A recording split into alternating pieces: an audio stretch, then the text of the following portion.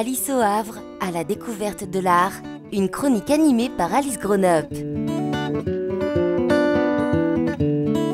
Chers auditeurs, bonjour. Je me suis assise dans la salle de cinéma Le Studio, rue du Général Sarail, à l'invitation de l'association havraise 2/3, dirigée par des professionnels de l'image. L'ambiance chaude et feutrée, du rouge et noir, contraste peut-être avec ce que nous venons y trouver. Ou peut-être pas. Nous retrouvons Olivier Joubard. Olivier Joubard est un photojournaliste célèbre pour ses prises de risques et son engagement sur le terrain, qui s'est peu à peu détaché de l'objectif, distancé du rendu, de l'événement, pour s'attacher aux personnes qu'ils vivent. Il y a Claire Billet, qui, elle aussi, campe sur le terrain, travaille sans relâche dans la durée, sur les zones d'ombre des conflits armés. Ce soir-là, Claire et Olivier racontent, images à l'appui, tout ce qu'implique de suivre la très longue route des migrants, de Kaboul à Paris, en passant par l'Iran, le Kurdistan, la Turquie, la Grèce et l'Italie. Ils comptent la folle réalité des milliers de kilomètres des mois durant. Et donc là, on sort, en fait, on arrive en Turquie. Ouais, juste rapidement, là, en fait, on a marché pendant 2 nuits et une journée complète pour sortir clandestinement d'Iran et rentrer en Turquie à travers le Kurdistan. Notre passeur ne pouvait pas dire qu'on était journaliste. Il n'a jamais dit, à part à des très très proches, qu'on était journaliste. Avant de nous conter l'Afghanistan, Olivier reparle de l'Afrique. 5 mois de route, il y a 10 ans, en partance du Cameroun. Les photos défilent. Toute l'histoire est exposée à la bibliothèque universitaire du Havre. Il était seul avec Kingsley. Ensemble, ils ont traversé la moitié du continent.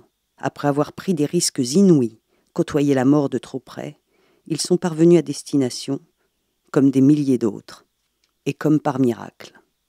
Kingsley vit et travaille en France depuis. Lui et Olivier viennent d'ailleurs au Havre ce mois-ci pour une conférence exceptionnelle à l'université.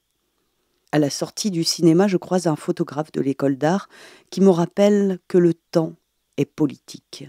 C'est super intéressant d'avoir le hors-cadre, le hors-champ du photographe. Et ça, il n'y a que le temps que tu passes là-bas pour que ton point de vue puisse évoluer comme ça et changer. Et puis, le point de vue, c'est vivant de toute façon. T'as beau le concevoir, essayer de le blinder un petit peu en amont d'Europe, par exemple. Surtout quand tu vas chercher de l'argent pour pouvoir le réaliser, etc. Mais à un moment, il faut que ça change aussi tout ça. Alors je m'interroge innocemment sur le rapport qu'entretiennent nos 2 reporters avec le réel. Sans l'ombre d'une hésitation, Olivier Joubard et Claire Billet se revendiquent journalistes, plongent dans la réalité pour nous la rapporter entière. Au passage, Claire me laisse me soucier de l'évaluation fantasque des points de vue. Et s'étonne, légitimement d'ailleurs, que je puisse lui poser la question. C'est un travail de journaliste. Après, ce qui est compliqué, c'est comme c'est sur la durée, c'est plutôt documentaire, ça veut dire qu'on s'implique et qu'on apprend à connaître les gens. Donc je pense que ce qui est difficile à gérer, c'est plutôt la distance. Voilà, parce qu'on doit quand même garder une forme de distance pour pas être trop pris dans l'événement. En même temps, il faut être engagé. Alors, Olivier fait de la photographie engagée, c'est ce qu'on dit. Moi, c'est pas ce que je fais forcément, mais la proximité avec les gens dont on raconte les histoires font aussi la force de ces histoires-là. Donc c'est toujours marcher sur une corde très très fine pour éviter d'être trop présent, ni trop peu. Voilà. C'est difficile, honnêtement, j'ai jamais fait quelque chose d'aussi difficile que de travailler avec des migrants. C'est très concret, c'est juste que c'est un quotidien différent d'ici, mais c'est un peu comme si vous vous amusiez à prendre la mer avec des marins pendant 3 semaines ou que vous partiez marcher dans des quartiers où la vie est très différente.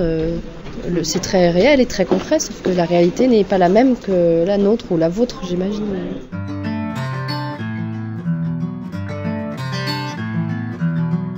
J'en suis bien évidemment convaincue, mais je cherche tout de même à identifier les motivations profondes qui poussent Olivier à risquer sa vie. Mais c'est aussi cette envie de sortir des noms communs qu'on a sur un ras-le-bol d'avoir des histoires sur la guerre, sur les migrations où finalement on ne sait plus qui est qui. Ce sont juste des masses sans nom, des courbes et des hyperboles avec des chiffres sans qu'on sache qui est derrière, qu'il y a des gens derrière.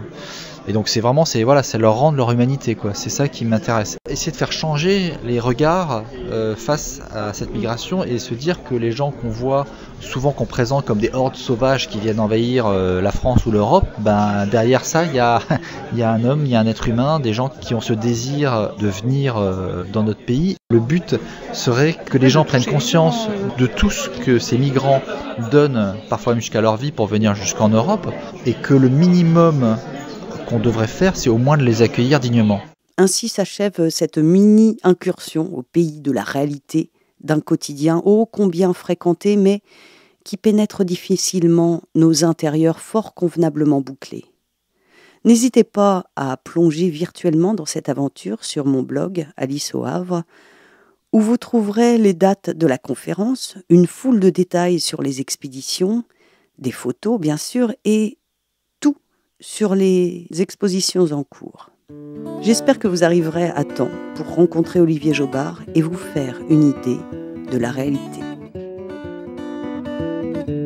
C'était votre chronique Alice au Havre, animée par Alice Grown-up.